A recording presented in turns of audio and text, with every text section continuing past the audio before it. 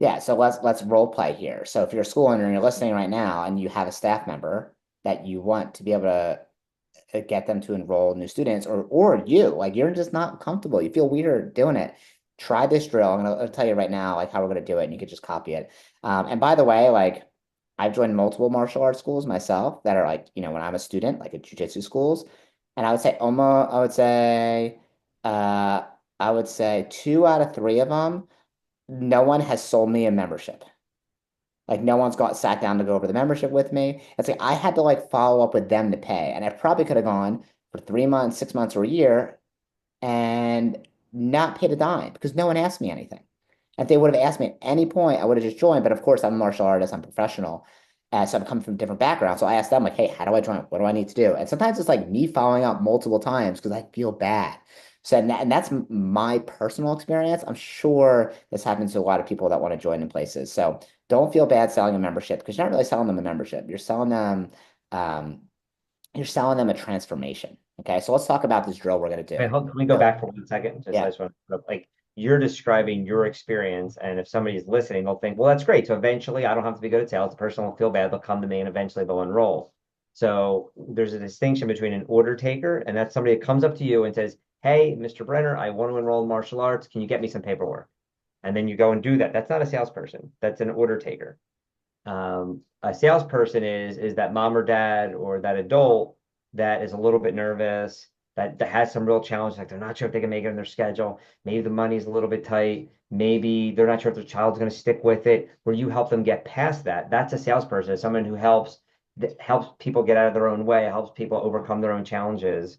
So, and 40 or 50% of the people that walk into your school will probably enroll if you said to them, the most unprofessional things in the world. Like if you were just like, hey, do you want to do karate? Yes, sign this contract. They probably say, okay, great, right? Because they want it so bad, they're already pre-sold, like that's fine. And we believe that you can have like an average school in the country doing that. And the average school in the country, from my understanding, from the stats that I've seen, does about $13,000 a month. That's the average in the country.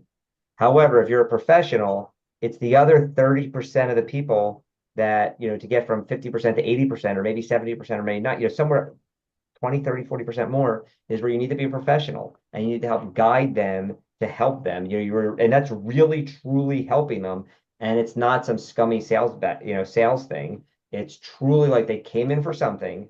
They wanted their kid to be more confident, disciplined, focused, whatever. But then there was like a little roadblock in the way. And for you, I always visualize like I'm taking their hand and saying, okay, I get you're a little bit nervous. They're going to quit. You're a little bit nervous about the money. You're a little bit nervous. Let me help you over here. Let me explain how this is going to work. And that's the sales process, is being diagnosing it and like helping them over, not being like the typical, people think of sales as like, like a used car salesman selling them something they don't need or want. It's something they do need or want. But they're, but again, there might be like a speed bump that we have to help them over. If everybody was you, then we wouldn't have to do anything because you would just show up and say, hey, where do I pay? And and I'm the same way. Sometimes we go places and I'm like, hey, how do we join here? But that's not the average. Yeah, that's the minority for sure. Like if I didn't do martial arts already, if I didn't already train in jujitsu and I was like thinking about it, not sure, it's very unlikely I would go back to that place, right? It's only because I already know I want to do it and I'm coming from a different perspective. So let's go over that drill. So pretend you're the head instructor, you're the school owner, I'm the instructor, and you're trying to train me in order to feel comfortable asking for money. So we'll do the color one first, then we'll do the number one first. All right, right. So I have you, I'm gonna get a piece of paper. I would have you sit down. I would have you put your feet flat on the ground, hands on your knees or hands on a chair so that I can see all your movements. Okay. And then I would hold up a piece of paper and I'd write some colors on it. And when I point to the color, you ask me for that. I don't know if you can see this, but it would be like, so you would say, can I have, Can I have blue? Can I have green? Can I have brown? and then the orange, purple, whatever. And then your body language would be exactly the same because there's no emotion to that. And then I would do the same thing and I would do like, By the way, if you're listening to this right now, like write this down and take notes because this is such an easy, simple drill to do and it makes a huge impact. All right. So, now I'm going to point the number down. You're going to say, "Can I have?" And it'll be like the $1. Then we'll go down. Ready? okay. So So these are dollars I'm saying. yeah, Okay. Can I have $1? Can I have $10? Can I have $100? Can I have $1,000? I feel your voice changed a little bit on 100. Uh, because asking somebody for $100 for some people is a lot of money. I'm sure for some people asking for 10,000 is a lot of money, right? Like, and it all depends on the checks you've written yourself and it might not be $100 for you. It's hard to tell on this video, but the idea if you when you do it with your own team, like you'll see them literally like their body will clench, they'll take a deep breath before they say it, their voice inflection will change, and it's true. It is very interesting to watch. And then the rest, then you go back and forth. It would be like so you'll ask like you'd say like I'll point to this, so ask for this. Can I have blue?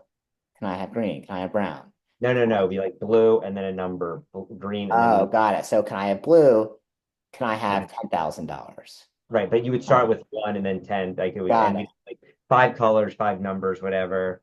And again, it's nothing to do with the number. It only has to do with your connection to the number. So if you've written $20,000 checks on a regular basis or $25,000 checks on a regular basis, and you're maybe you came from a family that like money's not that, I'm not saying wealthy, because that's not the issue, but like money really wasn't a thing. Like if you need to borrow 10 grand from your parents, you barely had to ask, right? Like so depend or but if you came from a family where when you saw somebody driving by with a really nice car, one of your parents said to you, they must have stole some money or they must have ripped people off to become rich. You know what I mean? Like then you have this like personal connection to the money, thinking like, oh, that it's when you're asking for money, you have this like icky feeling inside because of that. Like it kind of gets a little bit deep, but once you get the person to do like blue $1, green $10, are they start to realize there is nothing. It's just a number, just like a color, and it doesn't make any difference. And once they get comfortable with that, it just becomes easier for them. And of course, the longer they do it, the better they get at it. Yeah, and I remember when you did it with me the first time. Obviously now I have experience, so I'm trying to animate it a little bit. But I know the first time, I remember when I asked for like $500, it was like, I was like, can I have $500? Can I have $1,000? And my tone would change. It would get higher, or if I move slower. Can I have $1? It's like feels like nothing. You would But ask a stranger on the street for $1. Like, if you needed $1, like, hey, dude, can I borrow $1? But right. asking, like your best friend for $100,000 would be like, hey, can I take you out to dinner? Like, we got to meet. Like, you wouldn't just ask your best friend for that easily, unless you had a really great best friend and you had no qualms about money, and not even a really great best friend, but you had a good relationship with money. And it doesn't mean you have a lot of money. So it's not like, oh, when I have $1 million, I wouldn't be afraid to ask. That's none of that the issue. The issue is your relationship with money in general, and if you can't ask for 1,000 now, you can't ask for 100,000 later. Like it's got to be money's not an issue, and you're giving them an opportunity to join your school. It's up to them to say whatever they want to say.